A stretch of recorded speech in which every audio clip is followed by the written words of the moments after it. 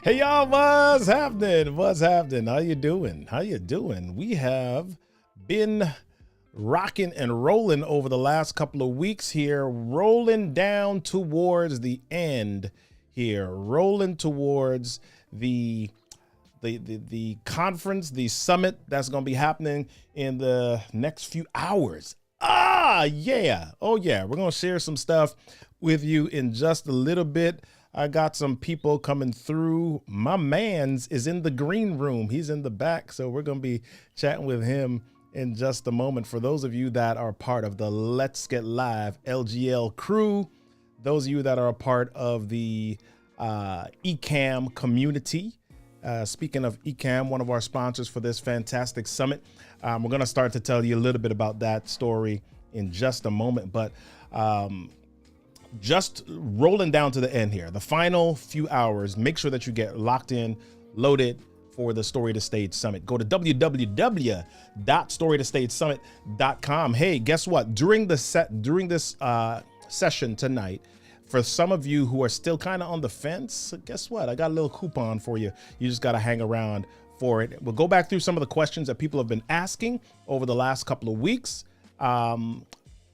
But I want to make sure that you have, hold on one second. Let me make sure I got my backgrounds up here. All right. We're going to go through those questions, but we want to make sure that you have enough information to be a part of this summit. Again, the summit is a 2-day summit. It's for small business owners, coaches, consultants who want to do 3 things: attract their ideal audience, grow their visibility, and generate income using the one thing that's unique to you, your story. All right. So, we got a couple of people saying what's up. Hey, Manny, Jean-Louis, what's going on, buddy? Shout out from ATL. Oh yeah. Love it. Love it. Love it. Love it. All right. Well, guess what, y'all? Here we go. Here we go. Here we go. Here we go. Somebody is here. My dude, what's happening? Doc to the rock. What's up, brother? What's going on, man? Oh, I got me 2 times. I'm trying to have me in the space. RK6 is a thing. What's going on, dude? Good. Good. Sorry, I'm a little squinty because I had LASIK on Friday, so my eyes are still getting used, and my studio lights are killing me. I might have to put shades on in the middle of this. Don't worry, people. I'm not pulling the Stevie Wonder. But yeah, it's crazy. Like I can see things I couldn't see before, but I'm still getting adjusted to it. So the bright lights. Okay, that's right. You don't have the glasses tonight. Yeah, it's a trip. Like it's really weird. Normally, part of your routine, if you get good at streaming or anything, really, you have a routine, right? So part of my routine is sit down, look at all the levels on the Rodecaster Pro, make sure everything looks legit, and then check my lights, everything, Stream Deck lined up, and then I will clean my glasses. Today, I was like, there's nothing there. Yeah, because talking to people with dirty glasses, I can't do it. It bothers me. I spend the whole time looking at their glasses like, can you even see through that? Yeah. Wow. Well, dude, I'm glad you're here, man. I'm so glad that you are in the place. Oh, look at this. Chris Stone. Come on. No glasses, no hat. Who is this man? See, Chris, you just told me something. If I had my hat, that might help with some of this light, because this 200 watt is just like bling. Wow. It's kind of crazy. Wow. So do me a favor, man. So we've had some people on. We've had some of the presenters on over the last few days. Been back and forth with Katie, and Katie was like, "Doc, you do this thing. So tell us a little bit about what you do with the Ecamm community, man. Tell us about your role with Ecamm." I'm a community manager, which is kind of a fun role in the sense that the community kind of manages themselves, so that makes my job easy. Yeah. But I think I would be selling myself short if I didn't say that I put some foundational things in so that there is an automatic behavior, an automatic acceptance of, you know, what's good and what's not good or whatever. Yeah. And now that that's there, that does allow the community to kind of run through itself. But it also gives me more room to come up with cool collaborations or things like, you know, when we did Prezi Week, right? To be able to spend time to talk to Prezi and get them to come and kick it with us for a week. And, you know, now I'm talking to some other folks, you know, I would like to see us work with. That leaves me open up. I don't spend the majority of my time in the community, like moderating shameless self-promotion and stuff like that, because, you know, the initial groundwork just nipped that in the bud early. So now everybody's just there. And I tell people every day when I get asked, what's the best feature of Ecamm? Like, why should I use this over anything else? I'm like, our community. I don't say interview mode. I don't say, you know, sound effects or LUTs or none of that. It's always community, you know, people like yourself. Our community is dope. And everybody except Chris Stone. He's a weirdo. No, hi, Chris. No, I love Chris. Chris is awesome. Yeah, man. I mean, I think one of the things that the two pieces of software that I've used extensively over the last decade plus, 13 years. I started out with a piece of software called Articulate Studio. This was Articulate Studio 09. I was doing some e-learning development and really starting in the course development space. And Articulate Studio 09 was the software that I chose. And the big reason that I chose that was because the community, led by this guy named Tom Kuhlman, one of my mentors back then, the community was like fantastic. I mean, I won't like shout out other pieces, other communities at the time, but there were some other communities that you could leave a comment in or ask a question and it'd be crickets for weeks. Like their own forum on their website, it would be crickets for weeks. But within like, you know, 5 minutes, 6 minutes, 7 minutes, you would get responses in this community. And so community is like, man, if you're a software company, if you are a small business, if you are a coach, consult, community is everything. If you don't, you know why a lot of companies don't do it, and this is funny. I mean, old school tech person, right? Yeah. As an old school tech person, a lot of companies didn't do it because they didn't want to hear the bad things that people would say about your software, right? I've seen companies where they take down the forums because, you know, they're getting too much flamed for a feature or something that they didn't add, or one that they did that didn't work, or, you know, they put out something that wasn't right, or they made a price change, and people are like, oh man, I don't want to hear all of that. Like, you know, we busted out, blah, blah, blah. And I'm like, yo, your people are telling you that they're uncomfortable. So to put things in the arcade explanation, you didn't tell the story properly, right? Because a lot of times really good features become pissed off because nobody told the story properly. Yeah. You see what I mean? So when I still say we people, I am super sorry. I worked at Apple for a long time. I drank all of that Kool-Aid. So I still say we. I haven't worked there for well over a decade. But when we yanked the floppy drive, the planet went ballistic. Right. But Steve learned from that. So the second time he decided to yank something, he told the story. He was like, listen, we're doing this because we're going to get to a world where we won't need wires. We won't need to plug things in. I'm building this cloud thing. You're going to be able to put all your stuff in there. You're not going to need these little floppy disks around for small files. Right. You'll need a hard drive for large files and CDs for, you know, semi-permanent storage. But other than that, you're not going to need floppies anymore. Right. And floppies quickly turned into flash drives. Steve was ahead of the game. right? Yeah. And the other thing that we did at the same time we yanked the floppy drives is we put USB ports. And everybody was like, what is this for? I don't even have what's a USB? Like people used to come into the store and be like, do you guys have USB cables for PC? Or do you have USB cables for Mac? And I'm like, what's the U stand for, stupid? Like, like it's a thing. Universal. So if you do your side of it, hopefully stuff that they're going to learn from you, how to properly tell your story, line it up ahead of time, give people a warning or something, then they'll understand. But if you just do it and you don't want to hear the feedback, it's not a good look. So one thing that's really cool about the guys, and you know this fully well, we probably have a couple features in there that came from you. Like if people in the community say they need something, Ken and Glenn would be like, all right, let me take a look at it. And then they look at it. You know what? Not a bad idea. Here's an update. Done. Yeah. Like I love that. So that was what I was sold right then and there. As soon as I see them making updates on the fly because people really need something, not just I want a lazy feature because I don't feel like doing something, but for the most part, like they listen to the community. They're very, hey, what is the community saying, or how can we make this better? So it's been kind of cool. So them allowing me to do that allows them to stay focused on development. So you notice we even get better update cycles now because I'm actually handling the community side. So now they can just make up. There's a new beta drop today. Yeah, I haven't updated yet. But for example, y'all, what Doc is talking about here is this right here. I made a request because I was trying to simulate something, simulate a certain look, and I made a request. And like within 24 hours, I mean, I don't know if they were working on it already, but within 24 hours, this came in. Yes.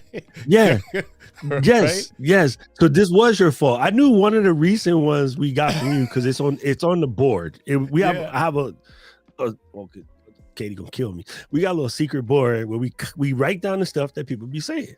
Yeah. Right. And then we put it in order of like how easy can they do this, or will it require a complicated rewrite, or will this make other people go crazy? Like there's a couple different criterias.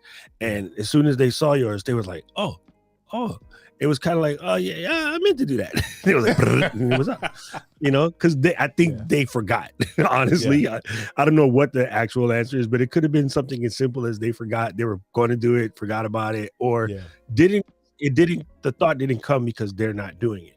Right. So they trust us to use the software a lot, find out what we need, and help. Our job is to make the software so you can do what? Tell your story. Love it. I think one of the things that I even want to back up when you talked about how companies don't like the forums because people are flaming them on the forums and they can't really deal with it. Speaking about storytelling, and you guys will hear this tomorrow and the day after, one of the most powerful things in storytelling is vulnerability, right? Yep. When you're able to share the failures, when you're able to share the weaknesses, and you're able to say, somebody flamed you or somebody said this sucked or this stunk in the forums, and you're like, you know what, guys, you're right. That was not good. We did our best, and here's where we dropped the ball. Sometimes in business, that is a really good trait. That's a really good way to build trust with your community. And when your community sees that you are not infallible and you're willing to listen to hear what they're saying, that anger level, that level of hateration, like drops. So yeah. What's funny? Somebody asked me the other day, says, okay, I know you're a dot-in-the-world BMW fan, but if you had to pick another car right now, what would you buy? And I said Volkswagen. And they're like, dang, that was quick. Like, why'd you say Volkswagen? They got in trouble. And they got their butts handed to them. Yeah. And they're on them. You know how it is when your mama caught you doing something silly in church. The whole rest of the time you're in church, you're like this. Yeah. Right. Yeah. So now they're on their best behavior because they recently got in trouble for the emissions thing. Yeah. Right. And then so now they're going out of their way to make sure they don't do anything else to ruin their reputation. Like they're learning from their lesson. Yeah. And so this is when you decide to, pick somebody like them and go for it. So you're 100% right. And if you remember correctly, during the sort of actually still now to this day, but in the very beginning of social media, a lot of companies didn't want to be on social media. And, one of the things I remember hearing from Guy Kawasaki back then, he's a Hawaii boy, so he comes home every once in a while. And we were at whenever he comes home, we have this little nerd get together. Everybody, all the tech people on the island would go somewhere and Guy will be there and, shake hands and, say what's up to everyone. And he mentioned something to some people. We're talking about curmudgeony in our company about being in social media. And he says, if you don't tell your story, somebody else will, because it's social media. Yeah. So it's better that you be in control of it, including the things that just don't go straight. Yeah. Yeah. So it's so funny you say it. So funny you say that. Yeah, no, I'm just thinking because so funny because you tell your son or anybody else, your kids, like everybody would tell their kids, hey, you better tell me before somebody else call me and tell me. Absolutely. Absolutely. My mom used to say that for sure. Yeah. So let's talk about Ecamm for a second. I'm going to combine Ecamm and story in a question here. So for those of you that have not had a chance, as a matter of fact, before I ask the question, let me kind of walk through a little bit of this summit stuff here. For those that aren't clear on the summit, I want to make sure that you have enough information to make your decision tonight because we're getting started. So let me walk through a few pieces of this summit here. So it's the 22nd and the 23rd. It's a 2-day summit. Again, the purpose of this summit is for small business owners, coaches, consultants to figure out how to attract your ideal audience, grow your visibility, and generate income using the one thing that's unique to you and your business, which is your story. So go to www.storytostagesummit.com. Make sure that you get registered tonight. We have some phenomenal, fantastic presenters. We got Lois Kramer. She's going to be talking. I'll tell you a little bit more about her session in a little bit, but we got Lois Kramer. We've got Delatoro McNeil. We got Tom Schwab, Kat Dunn. We got my man, Kirk Nugent, Shannon Bussey, the Queen, Diana Gladney. We got Rain Bennett, an Emmy-nominated filmmaker. They're all coming to share their information and drop their knowledge and really help you to the place of transformation, right? So we've got some topics. How to discover your unique story. I'll be starting out with that tomorrow. Finding your unique asset that sells, all right? Getting visibility for your story and your brand with video. Check out some of our sponsors for this session. Ecamm and Point Source Audio are our two main sponsors, and we have got some giveaway sponsors, Toner, Prezi, and Captivate as well. So you want to make sure that you come to those sessions because each of those sponsors is providing some giveaways, and you got to be in it to win it, right? So you got to be at the sessions to be a part of that. So a lot of great stuff happening. Yeah, Chris says killer lineup. Yeah, that is absolutely correct, Chris. Yeah, absolutely, man. So Doc, so here's the question. You've got Ecamm as your oops, wrong thing. Sorry about that. This is what happens when you got too many things happening. All right. So you got Ecamm, and you're a part of you lead that community. What is the thing that you would say as a new business owner or as a new person on the web or online as it relates to video? What do I need to do to stand out as a creator online? I love this question because nobody wants to hear my answer, but I'm gonna tell you my answer. Let's go. All right, just go ahead and get your knuckles ready. I'm sorry, I'll take all the flame. It's doc@email.com. If you want to come at me, bro, come at me because I will ace you. You must remain. Write this down. Remain teachable. The 2 worst words in the English language, according to Doc, is I know, but I know. Like, really? If you knew, you wouldn't be sitting here doing something foolish. No, you don't know. And I get you grown. I get you got 87 degrees. I get you went to Harvard. But your problem is you need to remain teachable. As long as you walk into the world on a daily basis with the humility to remain teachable, you'll be perfectly fine because all skills are learnable. Everything, there's no such thing as talent. Talent does not exist. Is an excuse that we give to other people so that we do not have to attempt to compete or compare. We are so We are so afraid. Even the tough people are so afraid of comparisons. Mm. We don't like comparisons. We hate them, yet we ally them to everyone else. We're forever and forever comparing. People still on this, oh, LeBron and Michael thing. LeBron is LeBron and Michael is Michael. Just stop, Yeah. okay? Like I'm old school, but I see certain things that LeBron do that Mike be like, good Lord, that boy good, Right. So stop that. Stop. Yeah. That's lazy. Just trying to make unnecessary comparisons and this and that are pretty much lazy. And the reason why we like to give somebody else, like, oh, someone said to you, oh, but Arcade, the reason why you can do this is because you're such an elegant speaker, and you have a Shure SM7B, so of course you can do it. First of all, you can buy SM7B. Yeah. And guess what? You could take speaking lessons. Yep. So what's your actual excuse? Right? Oh, but you're so good on camera. On camera thing is not technically a skill. So, and you may have heard me say this before. Someone said to me, like, oh, man, you're so good at the streaming thing. Like, how did you get so good? This is somebody who started long before me. Right. And I was like, I don't know, maybe because I stream 6 days a week. It's like, it's a thing. Yeah. Right. So yesterday, we watched Steph Curry with The Rock drop 16 threes. Like 16 threes. Mm-hmm. He dropped the 3 for every day of the week and had some change. Yeah. Why? Because the man shoots about 1,000 threes a day. Yep. That's it. There's no magic to that. I guarantee you somewhere right now, there's a 14-year-old little girl that can shoot 16 threes in a row. Why? Because she shoot 1,000 threes a day. You just don't know about it because she ain't on TV yet. Right. Yeah. So if you remain teachable, then anything you can learn anything. And just stop with the I'm too this, I'm too no such animal. You ain't too nothing. Just do it. Simple. Yeah, I love that, man. I think one of the things that people, they look at you, they look at me, and they say some of the things that you're just saying. I was sharing in a class maybe about a few months ago. I remember my very first time starting a podcast, and I decided I was going to do that podcast on Google Hangouts. I got a couple of them bad boys. Yeah.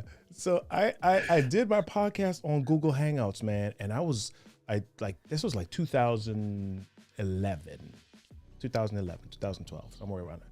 And I look back at it, and dude, it was terrible. Straight up. It was it's like washing your face with 40 grit sandpaper. It was horrible. Yo, right? And people are like, yeah, but you're good on camera. No, I just kept doing it over and over and over again. And it wasn't, I didn't call any producers. I didn't call, I literally had a camera. I had a Nikon D7000, whatever. I go in my basement, had some black curtains, and I was recording stuff over and over and over. I didn't have anybody helping me. You know when you record stuff and you got to run it, you got to click the record button, turn it on and off, and then get back in character.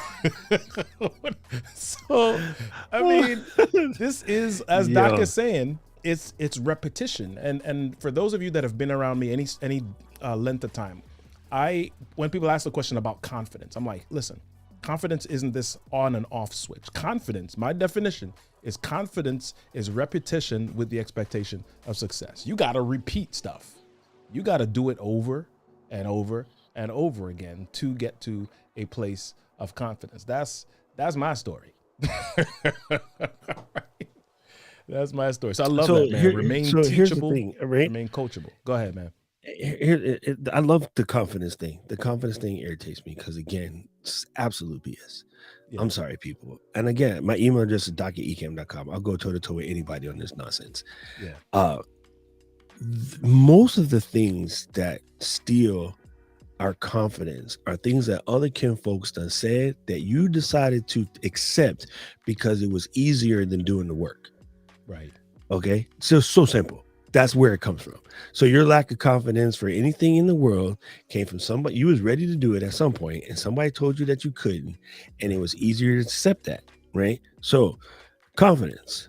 to confide in someone is to tell someone the deep, dark, dirty things that you would want to keep to yourself. When I confide a secret into Robert, or if I confide a secret into Geraldine or whatever, like I'm coming to her with my thoughts and feelings that I wanted to be sort of between us.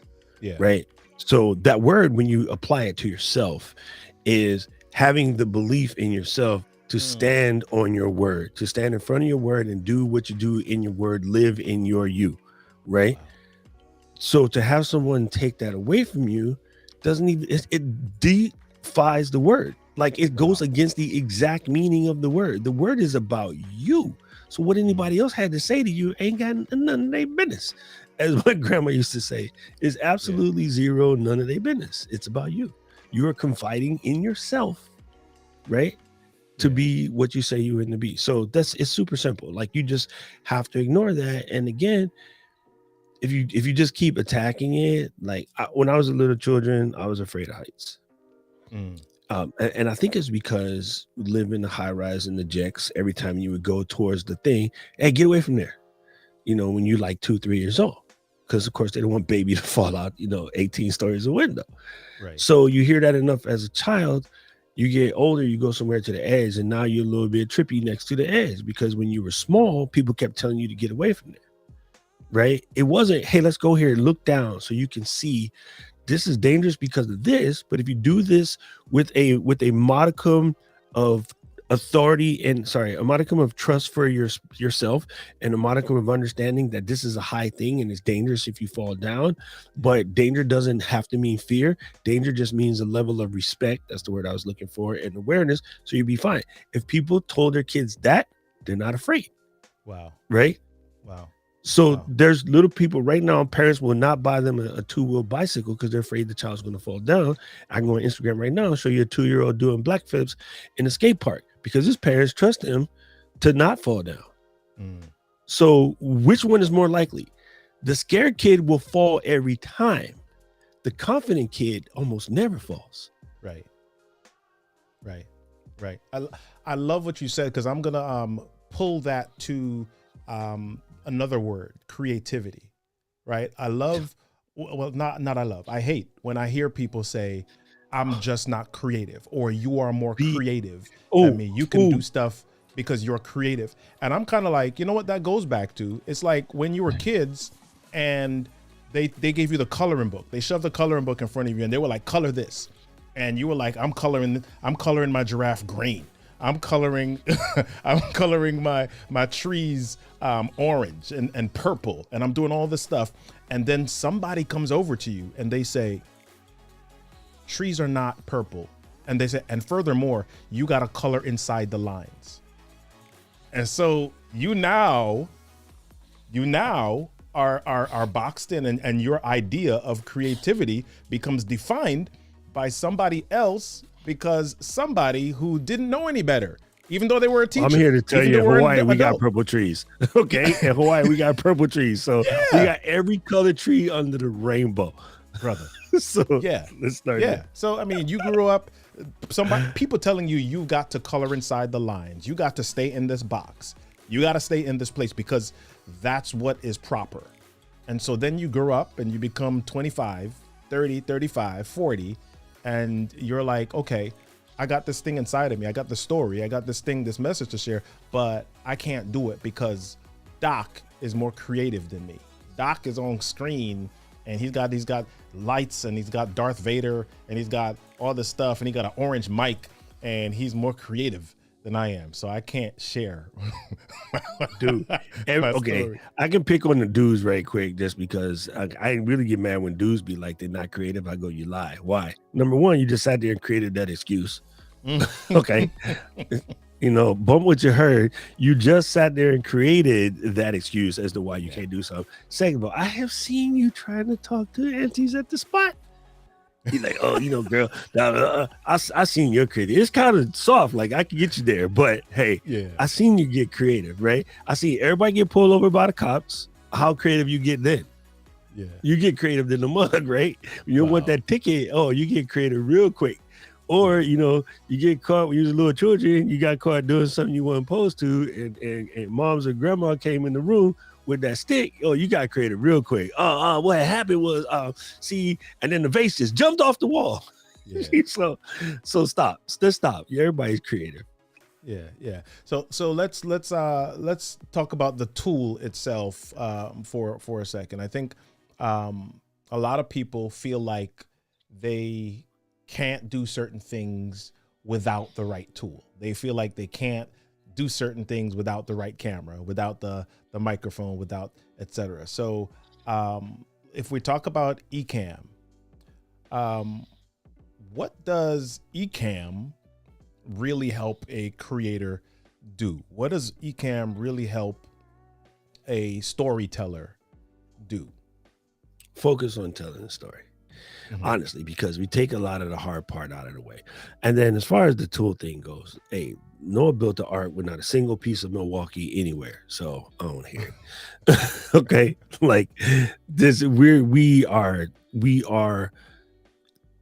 creative to build things we want to build by nature with nothing. Like if you just left babies alone, they would just start stacking stuff that's just what we do. So it's there. But what we do in Ecamm is we take the things that would be semi-complicated and we remove that. Like if you wanted to just pop on a camera and start telling your story and have your name pop up when you press a little high key and then have a little, intro music and outro music, that's an entire show.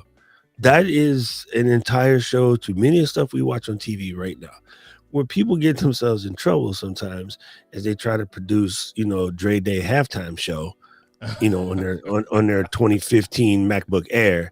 Right. Yeah, this on you, player. Like, I mean, you come to my show, you've been a guest on my show. Yeah. I don't do none of that.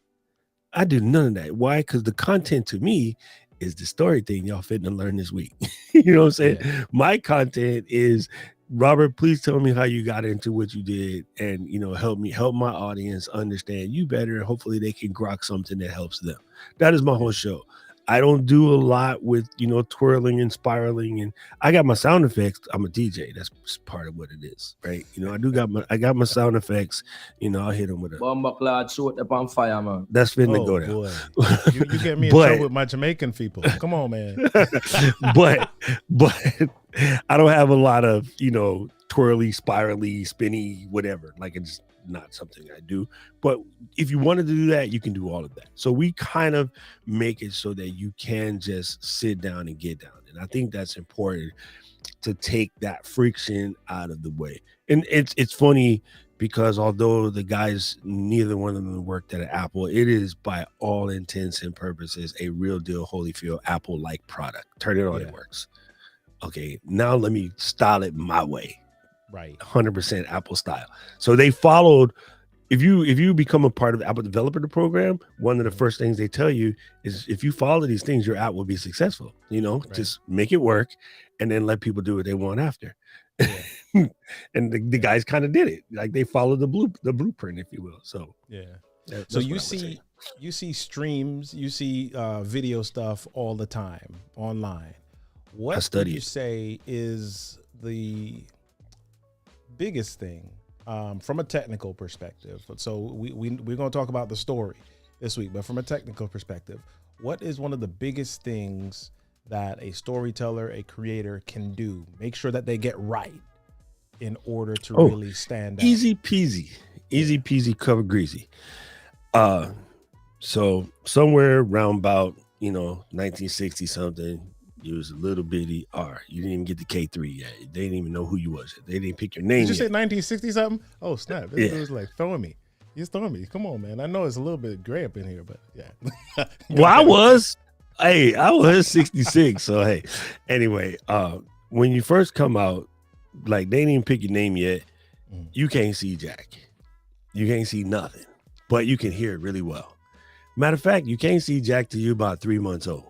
Right. You start to build patterns and shapes and the pattern of who your mama's face is and who your dad. People, because they're in their feelings, like to think that their baby can see them from like the second day. Your baby can't see jack. It's just science, bro. So we humans are audio people. there's this, myth. Well, I'm a visual person. BS. Science don't work that way.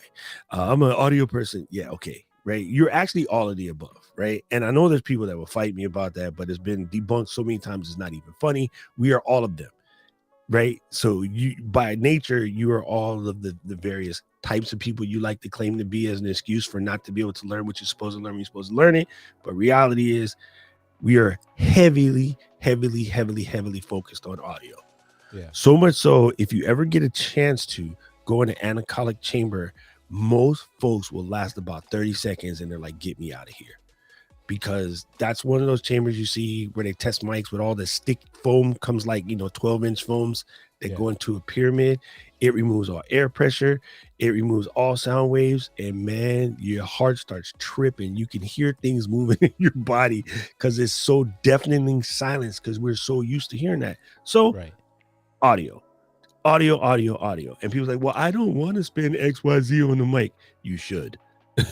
It's like I want to build a house, but I don't want to build a foundation. This is the foundation to everything. So that's the one thing you shouldn't shortcut.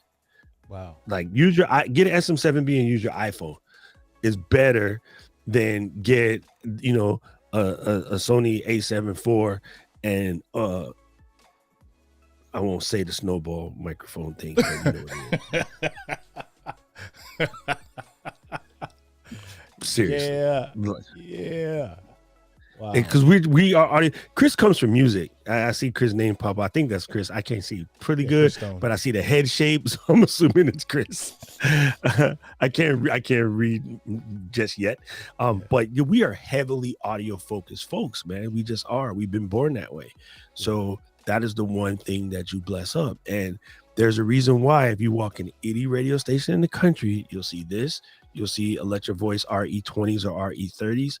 And that's about it. Maybe high LPR 40s. Those are the top three you'll see in any radio station across the country. And there's a reason for it because it's freaking good. So if I had to start from scratch right now and I had nothing, if I had a $600 budget, I would spend $400 on this and the other two on the interface and use my iPhone. Wow. Y'all are hearing that. This is from a guy that is, well versed in all of this stuff. Die-in-the-wool Sony guy. I bleed Sony, but I would tell you right now, don't spend 5 cents on that camera and get that audio straight. Wow. Love it, man. So let's wrap here, man. I wanna do some other things for the for those that are on and get some people signed up for these sessions. I want to walk through some of these sessions here in just a few moments. Chris is like, wow. Right. I want to walk through some of these sessions here, but I kind of want to wrap with this. So why should I don't know if I've asked a version of this already, but if I'm getting started, if I'm really trying to get my space, set up my space online, if I'm trying to be a creator, if I'm trying to share my story, why should or why shouldn't Ecamm be one of the first purchases or things tools that I would check out? Oh, okay. So the reason why I think you should is because that way I will keep my job. No, I'm joking. The reason why I think you should is because, so we can cover your live video, right? Mm-hmm. Live video is great for building community. We rewind this whole joint back like a few minutes ago. We started with community, right? Yeah. We also can do your pre-recorded videos, right? So you can record your classes. This is how I use my Stickly widget and this is the software that I make or the hardware that I make. And I want to explain to people why you can turn it this way and then move the handle and, with the type of things that you can do, right? I can explain that. The new safety updates, I can explain that. Vision, mission, like all these things I can explain that as pre-recorded videos, right? I can go into vertical mode, and since you're streaming, I can go into vertical mode and do things for my TikTok and my Instagram and my YouTube shorts, right? I can go into square mode and do things for my LinkedIn post or for my Instagram style post, right? So I get my social media video recording tool. I get my video-based instructional manual for the product that I'm selling or the service that I'm selling. I get the ability to show up in conference calls where I'm trying to close them deals. And we all know coffee is for closers, right? I get to show up in my closing sessions in, with my slides on point, my PDF on point. Like, I'm able to just do that, right? So if I decide, I need to do a sales call on Zoom or Meet or Teams or whatever, I get to do all of that and look, chef's kiss, right? Then on top of all of that, right, I can interview someone like we're doing today. Right. I can bring in people. If I need to do a support call or a coaching call, I could do my coaching call right here, on Ecamm, and then send that recording to the person after for a little extra fee. Right. So if I'm at, X an hour, and then they say, hey, can I get a recording of this call? Why, yes, we do offer that service, and blah, blah, blah. So people's like, but I don't want to pay $35 the extra a month to get that. Okay, cool. Bill it to them. You want a recording of this call? Cool. You're paying my Ecamm bill. Hello. One recording covers the Ecamm bill. I mean, this is, me, I'm a real horrible person with excuses. The maximum effective range of an excuse is about 0.0 feet. Yeah. So like we can solve, if you ask me, I can solve everybody's excuses because I would just come at them until they think it all the way through. So I think because of the Swiss Army type set of tools that you get, the things that you can use it for, it's kind of sort of almost a no-brainer. And one last piece that no one ever talks about in our community, you're building a business from scratch. Yeah. And part of that business is telling your story. Yep. At some point, one of my big words for 2022 is legacy. Some point, I want to be able to hand this over to my niece and be like, look, kid, you in charge now, take over, right? You could document your journey. You can sit down in the morning, talk to yourself, make a little recording, sit down at night before you leave, talk to yourself, make a little recording, just start to collect all of that. So your memoirs and your legacy stuff is there. So I can hand those recordings to, the Litlands in my family. If there's somebody wanting to take the reins and, come on and yell at grown folks about stuff that they should have learned when they was kids, they can do it, So it's a lot of tools in one. It just is. Kind of funny, love it, man. I love it. Listen, y'all, you heard it from the man. You heard it from the community manager at Ecamm. What you can do, what you should be doing, what you must do, all of these things. If you want to grow a business, if you want to leave a legacy, if you want to make a dent in the world, then using this tool along with your story is a really powerful way to get there. Listen, I one of the things that a lot of people say, they go to life coaches, they go to all sorts of coaches because they're like, I don't know what my purpose is. Oh, and I believe that everyone has the same purpose. Every person on earth who ever lived has the same purpose. And that purpose is to make an impact or to transform the life of somebody else. How you do that is with a gift, a talent, or a skill, something that's unique to you. And if you lean into that, you're going to be able to make a dent in the universe, right? That's what we want. That's what our purpose is. Forget all this other stuff where they're sending you on journeys to Tibet or wherever. Your purpose is to find somebody in this world and make a dent, make an impact in their lives through your story. So that's super. My mission. That's my mission right there.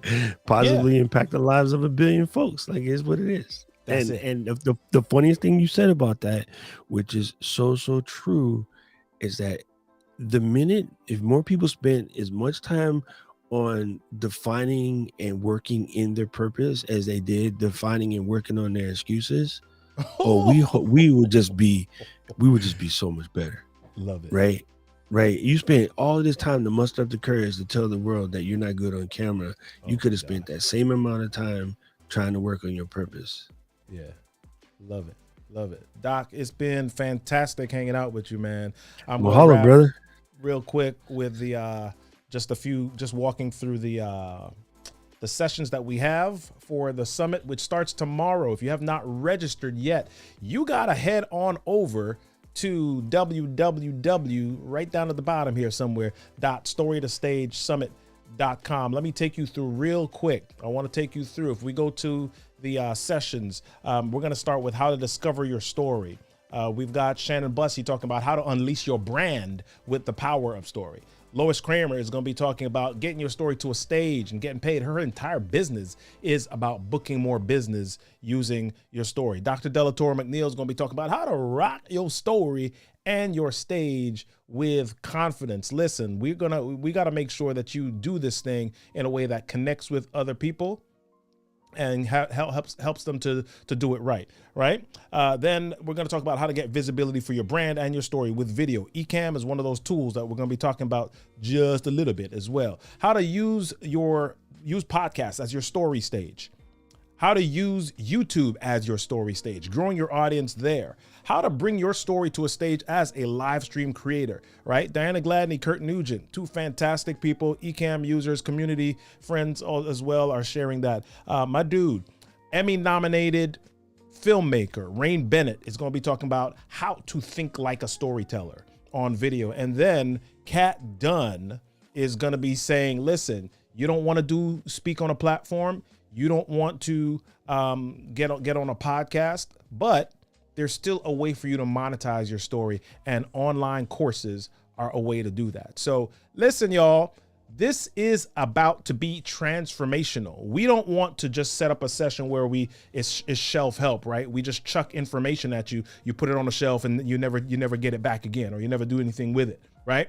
We want to make this transformational for you. So as a matter of fact, one of the things that we're going to be doing that is unique from most other summits that I've been to is we're going to be having some laser coaching during some of the sessions. You hear the stuff that we're sharing, you get the content that we're sharing. We're going to call somebody up out of the audience and apply it to them immediately. So you can see the transformation right before your eyes and walk away. Okay, you can walk away knowing what it looks like on somebody else other than just the expert that's teaching it to you, right? So make sure that you get in the room. We've got some fantastic bonuses. We've got some fantastic giveaways. There's going to be some microphones. There's going to be some subscriptions to software. There's going to be some subscriptions to sessions with some of the presenters. You got to be in it to win it though. So you got to be there. So make sure that you get registered. You've got a few hours left. We kick off at 10 a.m. Eastern Standard Time, Eastern Daylight Time, whatever time it is on the Eastern Coast of the United States, tomorrow at 10 a.m. So make sure you get registered before then and join us for the Story to Stage Summit. Yeah. Join us for that Story to Stage Summit. I look forward to seeing you in the room. All right, y'all. Peace.